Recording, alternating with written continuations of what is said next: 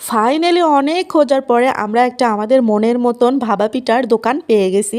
এই দোকানটা হচ্ছে আমাদের পলাশবাড়ি স্থানে, মানে ব্রিজের নিচে। তো এই আঙ্কেলটা মানে এত সুন্দর করে ভাপা পিঠা বানায়, আর এখানে অনেক কিছুই দিচ্ছে, এখানে অনেক কিছুই অ্যাড করতেছে আর কি।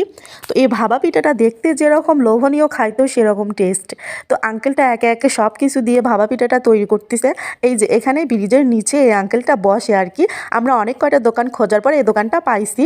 তো এখানে আমি আম্মুকে ফার্স্ট বললাম তুমি একটু ট্রাই করে দেখো কেমন। তো আম্মু টেস্ট করে দেখে বলতেছে যে অনেক সুন্দর খাইতে। তো এখানে আমিও নিছি খাওয়ার জন্য। তো ওখানে হাজব্যান্ডকে বললাম আমি, তুমি বলো কেমন। হাজব্যান্ডও বললো সেই অনেক টেস্টি খাইতে। তো ভাপা পিঠাটা কিন্তু অনেক সুন্দর, ইউনিক টাইপের মতন। আমি ফার্স্ট টাইম এরকম ভাপা পিঠা খাইছি।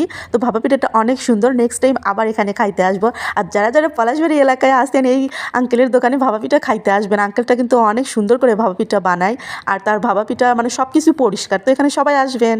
তো ঝটপট চলে আসেন যাদের যাদের পলাশবাড়ি এলাকায় বাসা, আর এখানে এসে এই আঙ্কেলটা সুন্দর ভাপা পিঠা এসে খেয়ে যান।